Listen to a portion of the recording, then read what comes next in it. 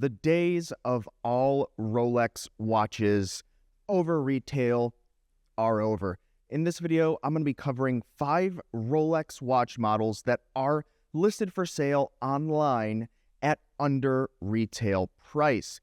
This is good for some, and for those that maybe have speculated, it might not be what you'd like to hear, but for us enthusiasts and collectors that maybe have been on the sidelines, these 5 watches can be bought in the gray market for under retail, which is a lot better than we know that it has been in a time where markets were at their high in terms of watches, and they were largely Rolex watches were selling over retail. But before we do that, guys, please do not forget to check out my website, Chronograbs.com, where you can buy and sell watches at 0% commission and 0 listing fees. We have a new trusted dealer section with hundreds of watches at below where they're selling them on other platforms because we don't charge commission or listing fees, so they can sell them at lower prices, sometimes 10, 20% lower than other platforms. As well, we have a private party section where you can list any watch that you have, including we have a lot of listings from micro brands and some pretty cool finds. So you want to go over to chronograbs.com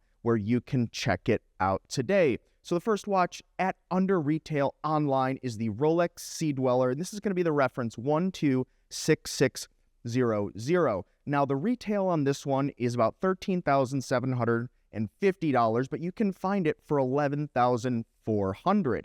Now my take on why this is, the Sea Dweller has always taken a back seat to the Rolex Submariner. It's generally going to be chunkier, bigger, clocking in at 43 millimeters, and it's unfortunately just kind of an overlooked piece in the Rolex lineup today, and honestly, even the yesteryear as well. Rolex has continued to develop this model into something, but it's been proven to show that maybe it's not a something that is different enough from the Submariner to where people are going to want to buy it, and that is reflected here in the price that you can buy these watches for today.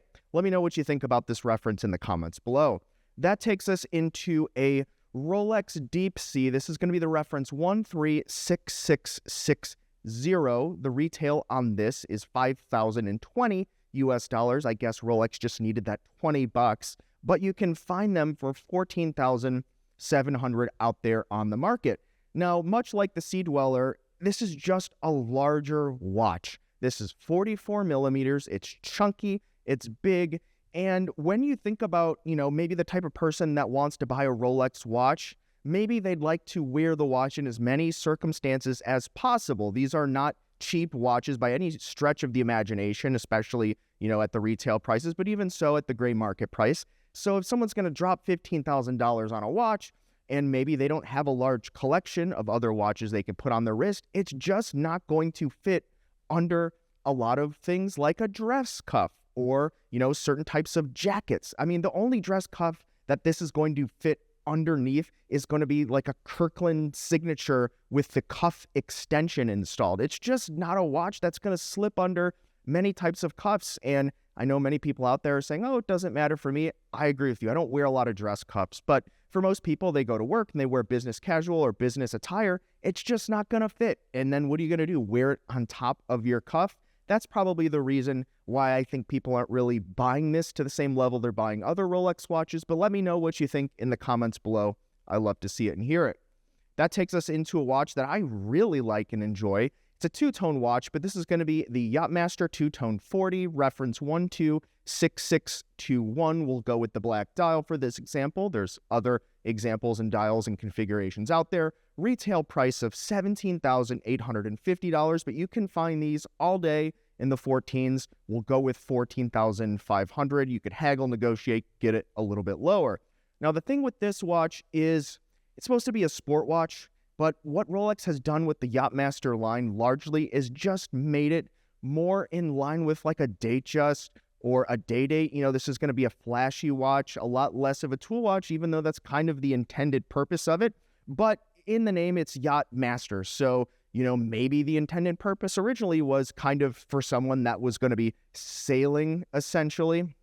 But given today, people that are on yachts, with exception of people working on yachts, are maybe just enjoying, the deck of the yacht or having fun or something. So it's still kind of got that nautical inspiration to it. but it kind of leaves a watch like this in this strange gray area where you've got a two-tone watch that's supposed to be sporty, but it's got the gold, but it's also stainless steel. It looks cool, but it doesn't really have like a clear target buyer. And it's very rare for me to hear someone ever say that this is a watch that they'd like to buy, or that it's their grail watch, or that they've been kind of looking at pictures and they want to try it on their wrist. I just don't see that. Cool watch. I really like it. I've thought about getting one in the past, but now is actually a pretty great time because there's not much demand for it, and that is reflected in the price. Let me know what you think. Yachtmaster 40 two-tone black dial, comments below. That takes us into another two-tone, and I think this watch is cool, but the purists out there are absolutely going to have a field day with me on this. And this is the Explorer 36mm two-tone, the 124273. Yes, that's right. A Rolex Explorer with gold on it. The retail is $13,200. You can find these for $9,000 on the gray market, and you really don't want to know how low these things trade dealer to dealer wholesale. I mean, wow. I can say this is probably the Rolex watch that has the least amount of demand that I've ever seen out of a Rolex watch ever in the last 15 years. That says a lot, but even myself, I owned one. I owned it for a few days. It just didn't work out for me. It looks cool in the pictures, but there's just something about it that didn't really work for me. It's hard to describe, but this feeling may be experienced by other people that maybe tried on their wrist and they're like, you know, this is just not what an Explorer is supposed to be, right? Like for me, I wear my Explorer 1016 a lot, my vintage Explorer with the frogfoot dial from 1972. That's kind of where the Rolex Explorer is coming from. And to slap gold on the bracelet, that kind of just doesn't sit well with people. But I always recommend buy what you're going to wear and enjoy. And if you love this watch, I would actually want to know why. Leave it in the comments below because I just haven't heard anyone that really likes it. And the last watch, this is going to be just a hair under retail, but it's a common popular watch. It's a Datejust. It's a 36 with the silver dial, 126200, retail of $7,750, and you can find these for $7,500. They usually go quick at this price, a little bit lower sometimes. You buy out of Japan, buy it on, different platforms online, you can get a better deal. Now, for me, I would have to say that this watch probably is overpriced at the retail price point. Still very good watch. When we start talking about stainless steel watches, a Datejust, you can buy something in Rolex's back catalog that is going to compare to this watch, even on the spec. Sure, it might not have some iterative change that they've made. It might not have the dial that you want, but if you're looking at kind of a more common or a less interesting dial variation like the silver dial, I think people largely are just not willing to pay that kind of money for maybe a more boring Rolex watch unless they get a much better price. And if you wait on these watches as Rolex unveils their newer Datejust, generally with the Datejust, the prices do go down over time, so people probably wait and they buy a watch for the Datejust 36 in the back catalog, and they get a much better deal and bang for your buck. Still a very great watch, but this watch just doesn't seem to really have the demand out there that, of course, something like a sub or a more interesting dial Oyster Perpetual might deliver. But what do you guys think? Do you think that these kind of prices out there in the gray market are here to stay? Do you think it's, kind of transitory? Do you think it's going to come back where Rolex prices are going to spike again? Or maybe these are just unloved or little loved or overlooked examples or references from their catalog? I would love to see it and hear it in the comments below.